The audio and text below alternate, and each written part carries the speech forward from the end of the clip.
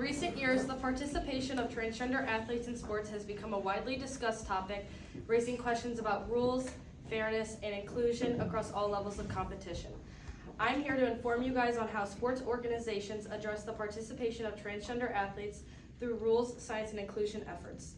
This is relevant because as high school students, 54% of students are in sports. My name is Addison Rossay, and I'm credible to talk about this because I've done extensive research on the topic. So in this speech, it will explain how transgender participation in sports affects the athletic policies, fairness in competition, and inclusion within athletic communities. Let's begin my first point with the athletic policies that have been created around transgender in sports. Supporters say athletic policies that include transgender athletes show progress towards equality in sports.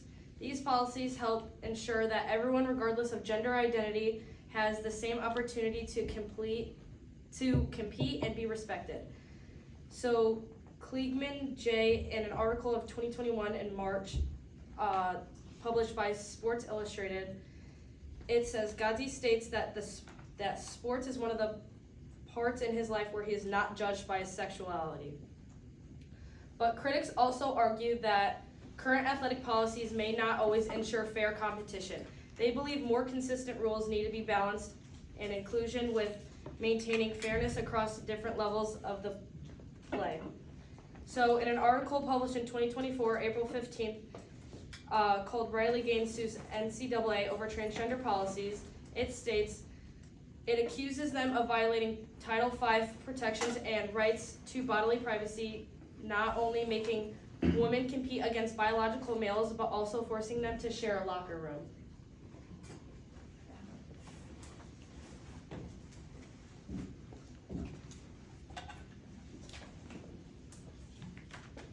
We have one trophy, so we're gonna give the trophy to Leah. Sorry, Riley, you don't get one. But this official looked at me and said, Riley, I am so sorry. When photos are being taken, it's crucial that the trophy's in Leah's hands. Leah takes the trophy home, you go home empty-handed, end of story. It's very frustrating to see people focus on the controversy of my swimming, of trans women in sports more broadly. It just misses at our humanity. A lot of the reporting doesn't sort of approach us as being human beings. I'm the Leah Thomas issue. I'm never just Leah Thomas. We respect Leah as a woman, as a trans woman, whatever. We respect her identity. We just don't think it's fair. You tied. And we only have one trophy, so we're gonna give the trophy to...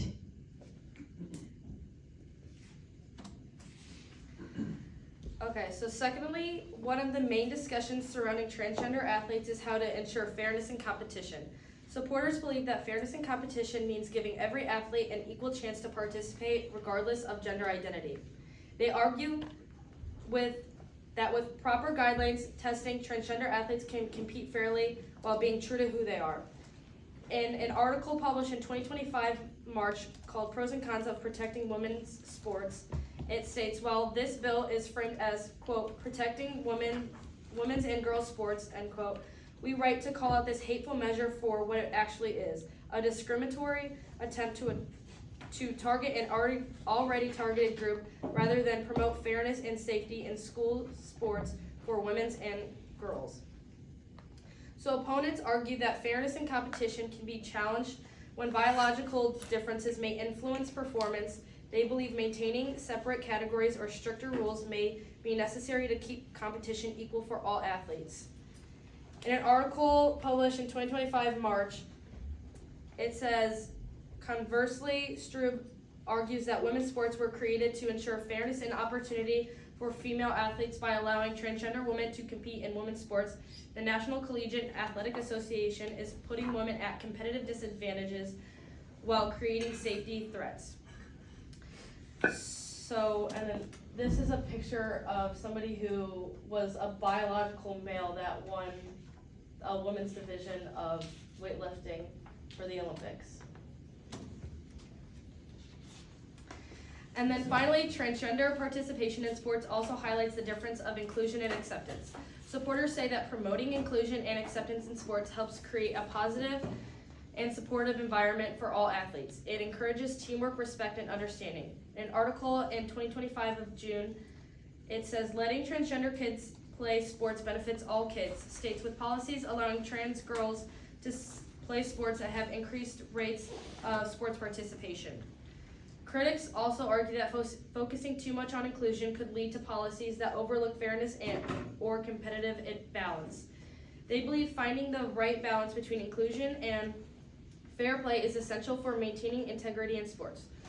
So in conclusion, as sports continue to evolve, so do the conversations about athletic policies, fairness, and inclusion with the athletic communities. Just as participation of transgender athletes has sparked important discussion about rules, fairness, and inclusion, this overview shows how understanding these factors help us navigate the evolving landscape of sports with greater clarity and respect. As the discussion about transgender participation in sports continues, it's important to focus on the fairness, inclusion, and respect in everybody's sports. Thank you for your time.